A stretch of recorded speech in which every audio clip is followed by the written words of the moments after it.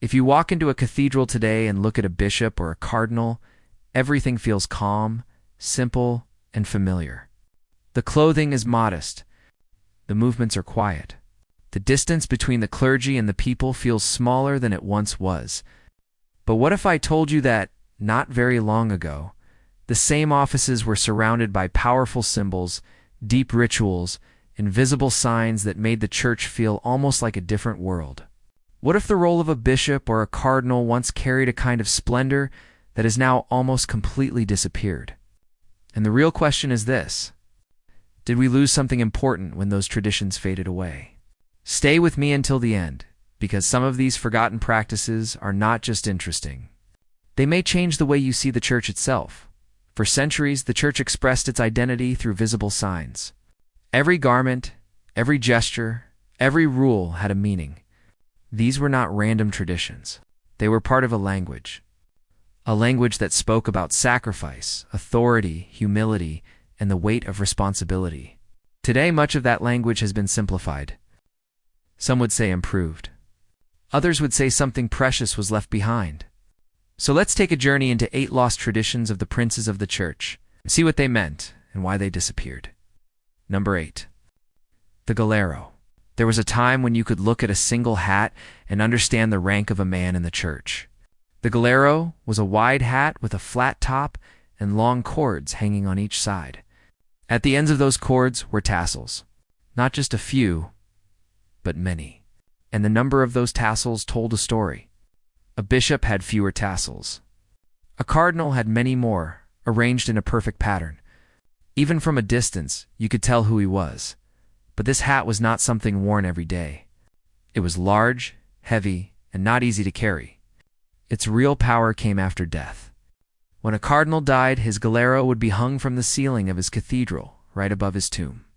It stayed there for years, slowly gathering dust, slowly fading, until one day it would break apart and fall. This was not just decoration, it was a message. Even the highest honor in the church does not last forever. Everything returns to dust. In a world where people chase status and power, this silent symbol reminded everyone that glory is temporary in the time of Pope Paul VI. This practice was removed as part of wider changes. The church wanted to appear closer to the people, simpler, less distant. Today, the galero survives only as a symbol in coats of arms. But the powerful image of it hanging above a tomb is something most people will never see again. Number 7. The Capamagna. If you saw a bishop or a cardinal walking into a ceremony centuries ago, you would not mistake him for anyone else. He would be wearing a long cloak called the Capamagna. This was not just long. It could stretch many feet behind him.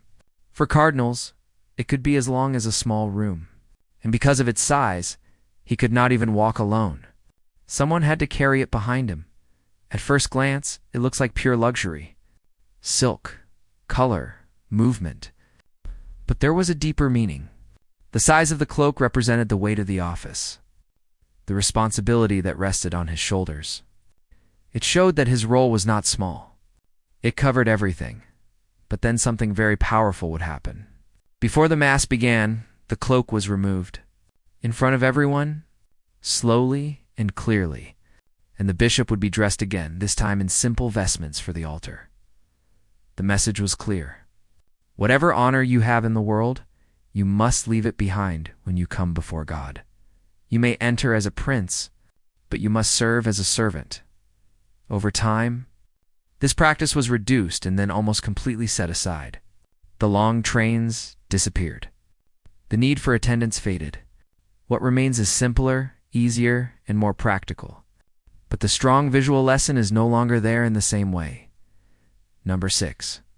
The kissing of the ring and glove. Today, if you meet a bishop, you might shake his hand. Some may still kiss his ring, but it is not common. In the past, this act was much more important. A person would kneel, bow, and kiss the ring as a sign of respect. Not to the man, but to the office he held. There was even a spiritual meaning attached. For many years, this act carried an indulgence. It was seen as an act of humility and recognition of authority. During solemn ceremonies, bishops also wore gloves. Fine gloves, often decorated with a cross. And instead of kissing the ring directly, people would kiss the back of the gloved hand where the cross was placed. And when it came to the Pope, the gesture went even further. People would kneel and kiss the cross on his shoes. This was not about personality. It was about honoring the role that connected back to St. Peter. Today, these practices are rare. The Church has moved towards simpler gestures. More direct contact, less formality. Many see this as a good thing. But it also means that visible signs of reverence have become less common. Number 5. A bishop for life. For a very long time, becoming a bishop was not just a role, it was a lifelong bond. Almost like a marriage. A bishop was tied to his diocese until death. He did not retire. He did not step down. This idea came from a deep belief that a shepherd does not leave his flock. No matter how old he becomes, no matter how weak, his duty remains. But this created challenges. What happens when a bishop becomes too sick to lead? The Church found ways to manage this, often by appointing another man to assist him who would later take his place. Then, in the modern era, things changed. Pope Paul VI introduced the idea that bishops should offer their resignation at a certain age. Later, under Pope John Paul II, this became part of church law. This allows for fresh leadership and better administration, but it also changes the meaning of the role. It is no longer seen as something that lasts until death. Number 4. The Tauncher. There was a time when you could look at a man and instantly know that he belonged to the Church. The Tauncher was a simple but powerful sign. A portion of the hair was cut from the head in a specific shape. This was not just a haircut. It was a moment, a ceremony, a step away from ordinary life, a step toward service. The act of cutting the hair symbolized letting go of worldly concerns. It showed that the person was giving his life fully to God. In the early 1970s, this practice was removed in the Latin Church. The entry into clerical life was moved to a later stage, connected to ordination. Some groups still keep this tradition alive, but for most Catholics today, it is something they have never seen. Number 3. The Hanging Cleric. We spoke about the hat earlier, but this tradition deserves its own place. After a cardinal's death, the hat was hung in the cathedral and left there until it decayed. It was a quiet but powerful reminder. No matter how high you rise, time brings everything down. There was even a story that when the hat finally fell, it meant the soul had reached heaven. Whether true or not, the image itself carried meaning.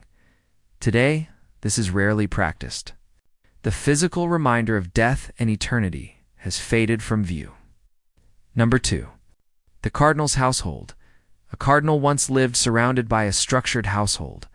Not just assistants, but a full system. Each person had a role. Some managed finances. Some handled daily needs. Some assisted in ceremonies. This was not just about comfort. It reflected a world where rank and order were expressed clearly. Where roles were defined, over time, this system was removed. It was replaced by simpler, modern structures. Offices, staff, and practical support. The Church moved away from anything that felt like a royal court. The goal was to reflect service, not status. Number 1. The benefice system. In earlier times, a bishop or priest did not receive a simple salary. Instead, he was connected to land, property, and income tied to his role. This system allowed the Church to support itself, but it also led to problems. Some held multiple positions. Some gained income without doing the work. Over time, reforms were made. The system was slowly removed. Today, most dioceses use a shared system where income is distributed more fairly. This change brought more balance and accountability, but it also marked the end of a very old way of life. So what do all these traditions tell us? They show us a church that once spoke through signs, through clothing, through actions, through rules that shaped identity. Today, much of that has been simplified. The Church is closer to the people, easier to understand, less distant, but at the same time, some of the mystery, the weight, the visual language have become quieter. Maybe that is necessary. Maybe it is progress. Or maybe it is a reminder that every change brings both gain and loss. So now the question is for you. Are we better off without these traditions, or do you think some of them should return in some form? If this opened your eyes to a side of history you had never seen before, stay connected for more content like this.